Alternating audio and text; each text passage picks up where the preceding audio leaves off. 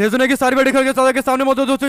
सबसे बड़ी आपको बताएंगे अजीत पवार के प्लेन क्रैश से जुड़े मामले को लेकर एक नई अपडेट सामने आई है दोस्तों। बताएंगे देर रात एक सीसीटीवी नया वीडियो जारी किया गया है दोस्तों, जिसे लेकर नए तरीके के उठने लगे हैं सवाल। बताएंगे क्या है नया मामला और किस तरीके से हवा में उड़ता हुआ विमान अचानक से तिरछा हो जाता है, इसके बाद सीधा रिपोर्ट एटीसी पहुंचती है, उसके बाद आदेश दिया जाता है लैंडिंग करवाने का। बताएंगे डिटेल में क्या है पूरा मामला दोस्तों, किस तरीके से इस वीडियो के बाद एक नए तरीके का हड़कंप मचता हुआ नजर आ रहा है, और आखिरकार अजीत पवार के मौत के बाद क्या सारे के सारे विधायक एनसीपी अजीत पवार गुट को छोड़कर शरद पवार की पार्टी में शामिल होकर महाविकास अघाड़ी गठबंधन यानी कांग्रेस पार्टी के गठबंधन में लौटने वाले हैं दोस्तों? क्या सरकार से समर्थन वापस लेकर देवेंद्र फडणवीस की मुश्किलें और ज्यादा बढ़ाने वाले हैं? बताएंगे क्या है पूरा मामला, इसी के साथ में चलेंगे और एक एक करके सारी बड़ी अपडेट दोस्तों। लेकिन उससे पहले अगर आप भी मानते हैं कि अजीत पवार की मृत्यु के मामले को लेकर जब तक सुप्रीम कोर्ट की निगरानी में जांच पड़ताल नहीं कराई जाएगी, सुप्रीम कोर्ट के चीफ जस्टिस ऑफ इंडिया के नेतृत्व में जांच नहीं होगा, तब तक इस घटना का पूरा सच सबके सामने नहीं आएगा कि क्या यह संयोग था या फिर एक प्रयोग था। तो इस वीडियो को लाइक करके लाल बटन दबाकर चैनल को सब्सक्राइब करके बेल आइकन दबाकर कमेंट बॉक्स में अपनी राय जरूर लिखकर बताएगा दोस्तों। ज्यादा से ज्यादा वीडियो को शेयर कीजिएगा। चलते हैं सबसे पहले सबसे बड़ी ब्रेकिंग न्यूज अपडेट की तरफ, जहां पर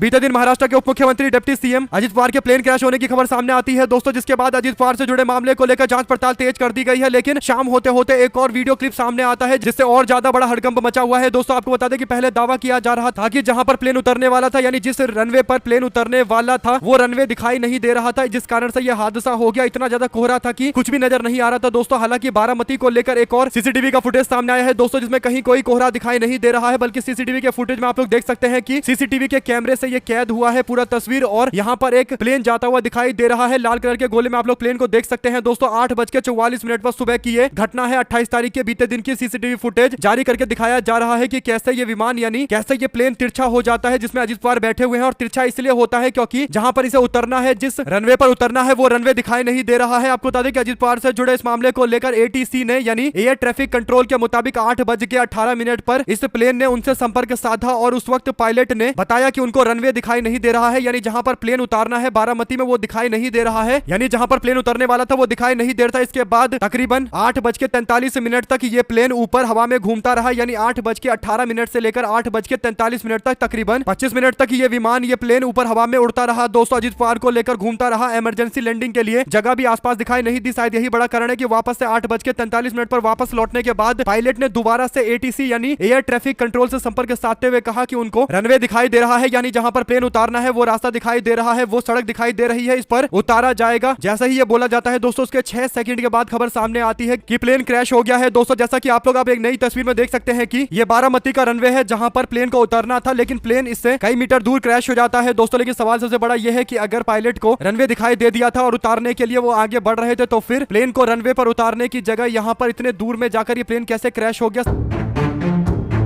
सवाल ये उठता है कि रनवे की जानकारी क्या गलत उनको दी गई? इस पूरे मामले को लेकर गंभीर सवाल खड़े होते हैं दोस्तों। और प्लेन के तिरछे हो जाने और लगातार 25 मिनट तक हवा में घूमने और उसके बाद प्लेन का बगल में यानी रनवे के बगल में आकर क्रैश हो जाना कई सारे सवालों को जन्म देता है। साफ तौर पर एटीसी और तमाम तरीके के टेक्निकल काम करने वाले लोगों को जांच पड़ताल के दायरे में लेना चाहिए दोस्तों। आपको बता दें कि जब कोई रनवे बनाया जाता है तो उस पर प्लेन उतरने से पहले एयरक्राफ्ट का जीपीएस का इस्तेमाल करती है, VOR का इस्तेमाल करती है, ILS का इस्तेमाल करती है। लेकिन बारामती में ILS नहीं था, यानी इंस्ट्रूमेंट लैंडिंग का सिस्टम नहीं था, यानी ग्राउंड पर जो रनवे है वहां पर एक सिस्टम लगाया जाता है जिसके रेडियो वेव से पायलट समझ जाते हैं कि आगे रनवे है, यानी सिग्नल देखकर समझ जाते हैं दोस्तों। और किसी भी कितने भी गंभीर या कितने भी घने कोहरे के अंदर ये सिस्टम काम करता है तो किसी भी तरीके के और इंस्ट्रूमेंट की कोई जरूरत नहीं पड़ती है। तो सवाल ये भी है कि आखिर ILS का सिस्टम यहाँ पर क्यों नहीं लगा हुआ था, जबकि बारामती तो बार बार उप मुख्यमंत्री आते थे, हजारों बार उनका प्लेन यहाँ पर उतरा हुआ होगा। और जो कोहरे की थ्योरी फैलाई जा रही है कि कोहरा था इसलिए दिखाई नहीं दिया, तो सवाल ये उठता है कि ये जो सीसीटीवी का कैमरे का वीडियो सामने आया है, इसमें दूर तक सीसीटीवी कैमरे में 8:44 पर प्लेन जाता हुआ दिखाई दे रहा है, तो यहाँ पर तो कोई कोहरा नहीं है। तो फिर इसी से सटे हुए इलाके के अंदर बारामती के रनवे के ऊपर कैसे कोहरा हो गया? कुल मिलाकर दोस्तों कई तरीके के गंभीर सवाल अब और ज्यादा ठीक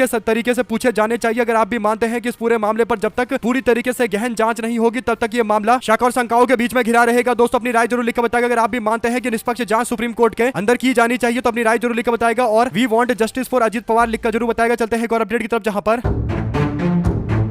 इस पूरे मामले को लेकर सवाल इसलिए उठ रहे हैं दोस्तों क्योंकि 5 सबसे बड़े सवाल सबसे ज्यादा लोगों के मन में घूम रहे हैं, जिसमें सबसे बड़ा पहला सवाल यह है कि बीजेपी से दूरी बनाने की अफवाहें और एनसीपी के एकजुट होने को लेकर भी कुछ दिनों पहले खबरें चल रही थी। यानी कुछ दिनों पहले जनवरी 2026 में ही शिवसेना यूबीटी के नेता संजय राउत ने दावा किया था कि अजीत पवार महायुति यानी बीजेपी और शिवसेना और एनसीपी गठबंधन को छोड़कर अपने चाचा शरद पवार यानी एनसीपी एसपी में वापसी कर सकते हैं। ममता बनर्जी ने इस पूरे मामले को लेकर कहा कि कुछ दिन पहले पता चला था कि अजीत पवार बीजेपी को छोड़कर वापस से पुराने गठबंधन में यानी कांग्रेस पार्टी गठबंधन में आना चाहते हैं। उन्होंने कहा कि सुप्रीम कोर्ट की निगरानी में इस पूरे मामले की जांच होनी चाहिए और अन्य एजेंसियों को तो केंद्र की बीजेपी सरकार ने खरीद रखा है, तो केवल जब सुप्रीम कोर्ट के अंतर्गत ही इस पूरे मामले की जांच होगी तभी जाकर कुछ निकलकर सामने आएगा। और दूसरा जो सबसे बड़ा मामला था दोस्तों वो ये कि भ्रष्टाचार की फाइलें अजित पवार के पास थी, यानी अजित पवार ने कहा था कि भारतीय जनता पार्टी की सरकार में 110 करोड़ के भ्रष्टाचार से जुड़ी हुई फाइल भी उनके पास मौजूद है, यानी बीजेपी और उससे जुड़े हुए भ्रष्टाचार का दावा करते हुए उन्होंने 110 करोड़ के फाइल की बात कही थी। सोशल मीडिया पर लोगों ने सवाल पूछा कि बीजेपी के खिलाफ फाइलें होने के 2 हफ्ते के बाद ये मामला कहीं ना कहीं एक तरीके से एक संयोग की ओर संकेत देता है। ऐसे और भी सवाल उठ रहे हैं दोस्तों। जो तीसरा सबसे बड़ा सवाल है वो टाइम को लेकर है, यानी समय का जो संयोग है उसे लेकर है। मौत ठीक उस समय में हुई है जब बारामती के अंदर जिला परिषद के चुनाव के लिए उनकी रैलियां थी और एनसीपी में दोनों गुटों के मर्जर की अटकलें तेज थी। कुछ पोस्टर्स में कहा जाता है कि परफेक्ट टाइमिंग है, जैसे संजय राउत ने 23 तारीख को बयान दिया था कि दोनों पार्टियां एकजुट होकर महागठबंधन में वापस लौटेगी और उसके बाद 5 दिनों के बाद यह मामला सामने आता है। इसके बाद दोस्तों विमान के पुराने होने को लेकर भी सवाल खड़ा किया गया, यानी जिस प्लेन में वो बैठे हुए थे वो 16 साल पुराना प्लेन था जिसका नाम लियर Z-45 XR था। पहले भी इससे हादसा हो चुका था, यानी 2023 में खराब मौसम के कारण दावा किया गया था कि इसी प्लेन से हादसा हुआ था। बाद में पता चला कि सब लोगों की जान बच गई, यानी अच्छा सहयोग था कि लोगों की जान बच गई। और इस पूरे मामले पर रवीश कुमार ने बताया कि अजित पवार को ले जा रहे जिस कंपनी और प्रकार का ये विमान था उसी कंपनी और उसी प्रकार का एक विमान 2023 में दुर्घटनाग्रस्त हुआ था। 2.5 साल बीत जाने के बाद भी AAIB की जांच में अंतिम रिपोर्ट नहीं दी गई, यानी जांच पड़ताल तो की गई लेकिन कोई अंतिम रिपोर्ट नहीं दी गई। बताया नहीं गया कि किस कारण से यह हादसा हुआ था। तो सवाल और ज्यादा गहराते हैं। इसके बाद विकिपीडिया को लेकर दावा किया गया कि उनकी मौत से पहले ही विकिपीडिया पर अपडेट कर दिया गया था, हालांकि बाद में फैक्ट चेक किया गया तो पता चला कि यह गलत है। पांचवी जो बात है दोस्तों प्लेन के नए सीसीटीवी फुटेज को लेकर है जिसमें प्लेन मुड़ता हुआ दिखाई दे रहा है, जिसके बाद लोगों ने कहा कि ये जो हादसा और क्रैश है वो कोई सामान्य नहीं है। इस पर अब शरद पवार की ओर से प्रतिक्रिया आई है दोस्तों। शरद पवार ने साफ कहा है कि वो इस पूरी घटना को लेकर किसी भी तरीके की राजनीतिक बयानबाजी का विरोध करते हैं। आप लोग की क्या राय है लिखकर जरूर बताएगा। चलते हैं एक और अपडेट की तरफ, जहां पर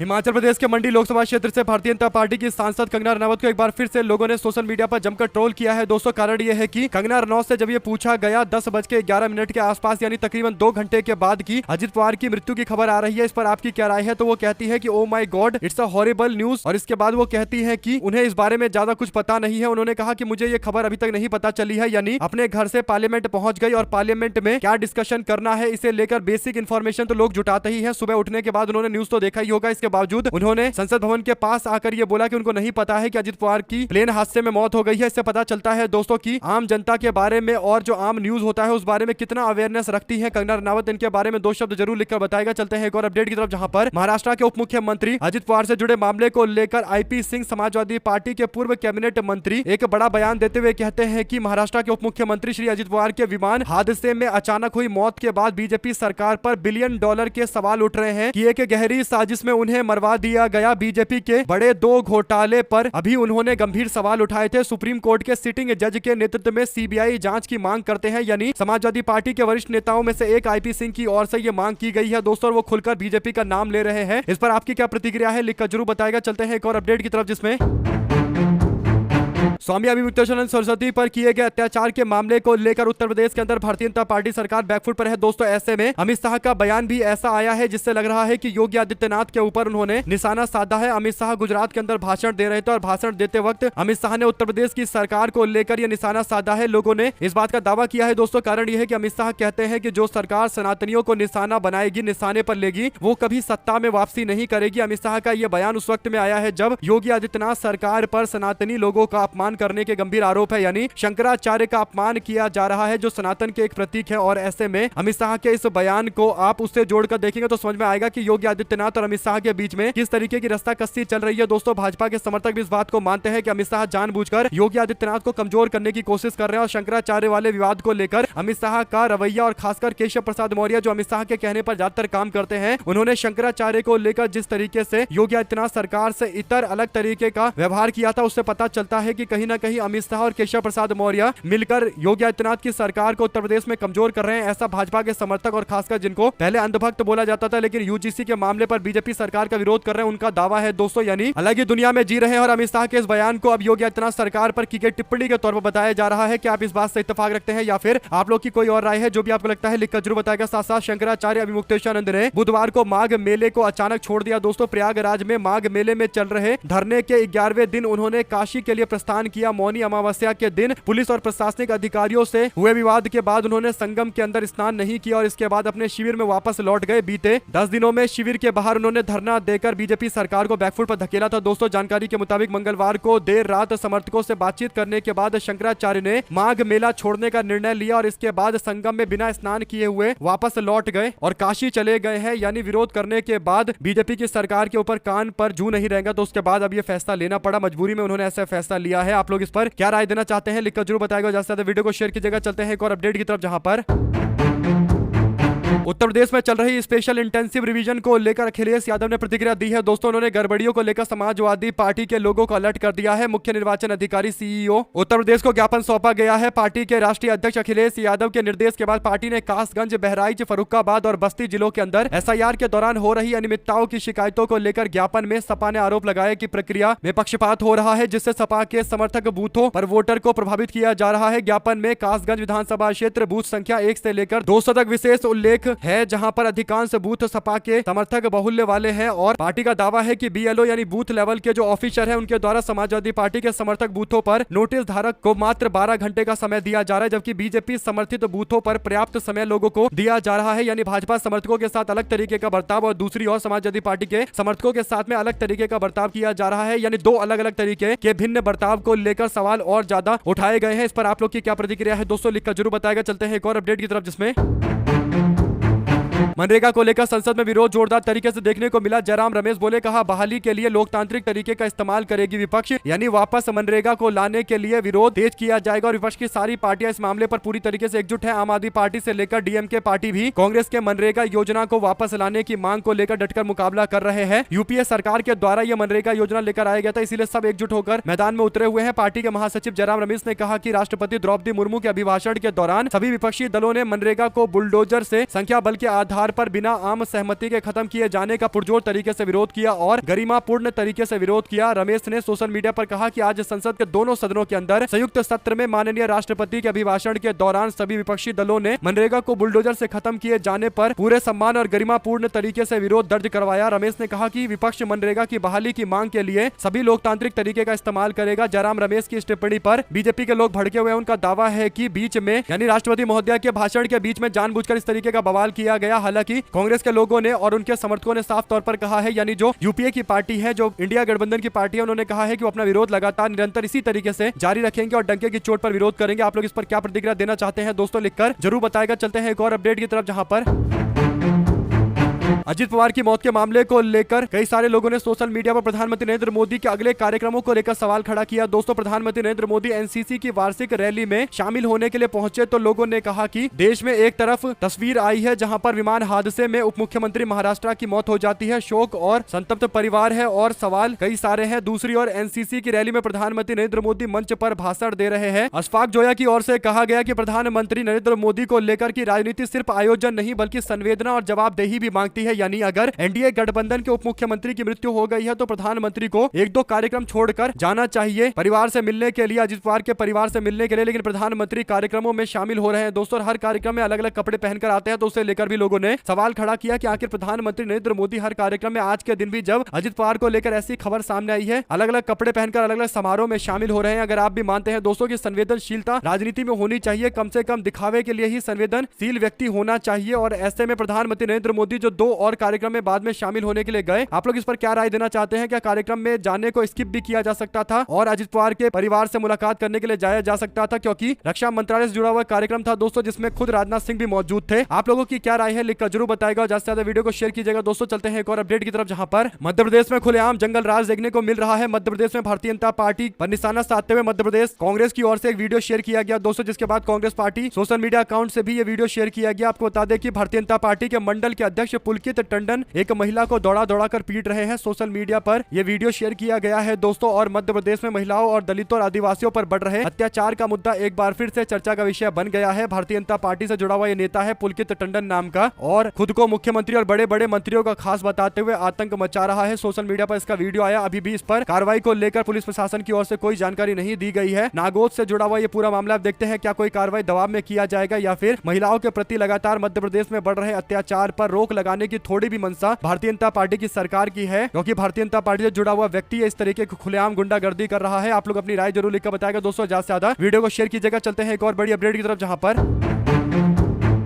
बीते दिन एक चर्चा शुरू हो जाती है दोस्तों। चर्चा यह है कि भारतीय जनता पार्टी की सरकार इस बात पर विचार कर रही है कि एक एटीएम का नया फीचर लेकर आया जाए, जिसमें 10 रुपए, 20 रुपए और 50 रुपए के छोटे छोटे सिक्के या फिर नोट लोगों के बीच पहुंचे, यानी छोटे छोटे विड्रॉल लोगों के निकले। अभी जब लोग पैसा निकालने के लिए जाते हैं तो 500 रुपए में ज्यादातर लोगों के पैसे निकलते हैं दोस्तों, यानी 500 के नोट निकलते हैं या 100 के नोट या 200 के नोट निकलते हैं। लेकिन बीजेपी की सरकार इस बात पर विचार कर रही है कि एटीएम से 10 रुपए, 20 रुपए, 50 रुपए के सिक्के और नोट निकलने चाहिए। सवाल यह है कि जब नोटबंदी ये बोलकर लेकर आया गया था कि हम देश को डिजिटलाइज करने जा रहे हैं, यानी पूरे देश के अंदर नोट और सिक्कों की चलन को कम किया जाएगा और डिजिटल पेमेंट ही होगा, तो अब बीजेपी की सरकार आंखें टर्न क्यों कर रही है, यानी वापस से पुराने एजेंडे पर क्यों लौट रही है। लोगों ने कहा कि 10 साल हो गए, 2016 में नोटबंदी लेकर आए थे, अब 10 साल के बाद जब डिजिटलाइजेशन देश के अंदर बढ़ाया जा रहा है, जो दावा किया जाता है, तो फिर 10 रुपए, 20 रुपए, 50 रुपए के नोट एटीएम के माध्यम से लोगों के बीच में पहुंचाने की क्या जरूरत पड़ रही है। तो डिजिटलाइजेशन को लेकर जो दावे चल रहे थे कि नोटबंदी लेकर आया गया है ताकि डिजिटल इंडिया बने, तो फिर ये क्या डिजिटल इंडिया को वापस से 2016 वाले मोड में ले जाने की तैयारी है। हालांकि बीजेपी सरकार की ओर से इस पर कोई स्पष्टीकरण नहीं आया है दोस्तों, लेकिन चर्चाएं यूं ही शुरू नहीं होती, जरूर कुछ तो प्रस्ताव मंत्रालय के पास आया होगा। आप लोग इस पर अपनी राय जरूर लिखकर बताएगा। चलते हैं एक और अपडेट की तरफ दोस्तों, जिसमें कांग्रेस पार्टी के सांसद शशि थरूर मंगलवार को पूर्व कांग्रेस पार्टी के अध्यक्ष सोनिया गांधी के घर पर हुई पार्टी की मीटिंग में शामिल नहीं हुए। उन्होंने पहले से तय यात्रा का हवाला देते हुए कहा कि बैठक में मौजूद वरिष्ठ नेताओं में कांग्रेस पार्टी के अध्यक्ष मल्लिकार्जुन खड़गे, सोनिया गांधी, राहुल गांधी और पी चिदम्बरम और जयराम रमेश मौजूद थे। प्रमोद तिवारी और मनीष तिवारी भी इसमें शामिल हुए। कांग्रेस पार्टी में पिछले 4 दिनों में यह दूसरी उच्च स्तरीय बैठक हुई जिसमें थरूर शामिल नहीं हुए। पिछले हफ्ते वहां आने वाले थे केरल विधानसभा चुनाव को लेकर रणनीति पर चर्चा करने के लिए, लेकिन ऐन मौके पर खबर आती है कि वो नरेंद्र मोदी के मंच पर मौजूद रहेंगे। कुल मिलाकर दोस्तों, शशि थरूर ना तो कांग्रेस पार्टी छोड़कर जा रहे हैं, ना ही कांग्रेस पार्टी के साथ में पूरी तरीके से खड़े नजर आते हैं। यानी ऐसा लग रहा है कि केरल चुनाव में इनका इस्तेमाल किया जाएगा, ये दिखाने के लिए कि कांग्रेस पार्टी केरल में कमजोर है और शशि थरूर शायद बीजेपी के एजेंडे पर, या यूं कहिए कि विपक्ष के एजेंडे पर काम कर रहे हैं, जो पूरे चुनाव में कांग्रेस पार्टी के लिए केवल इस माहौल को बनाने में अपनी उपयोगिता दिखाएंगे कि कांग्रेस पार्टी में फूट पड़ी हुई है और कांग्रेस पार्टी को कमजोर दिखाने के लिए ही शशि थरूर का इस्तेमाल किया जा रहा है और जानबूझकर शशि थरूर अपना इस्तेमाल करवा रहे हैं, या यूं कहिए कि शशि थरूर भी इस एजेंडे में शामिल है ताकि कांग्रेस केरला में कमजोर नजर आए। आप लोग अपनी राय जरूर लिखकर बताएगा दोस्तों। अगर आप भी मानते हैं कि शशि थरूर को अब पार्टी से पहली फुर्सत में बाहर निकाल देना चाहिए, इस तरीके से नाम मात्र के लिए पार्टी में भी है और बड़ी बैठकों में जा भी नहीं रहे, तो इससे कहीं ना कहीं नेगेटिव इंप्रेशन जा रहा है कांग्रेस पार्टी को लेकर, केरल को लेकर। साथ साथ दोस्तों चलते हैं एक और अपडेट की तरफ, जहां पर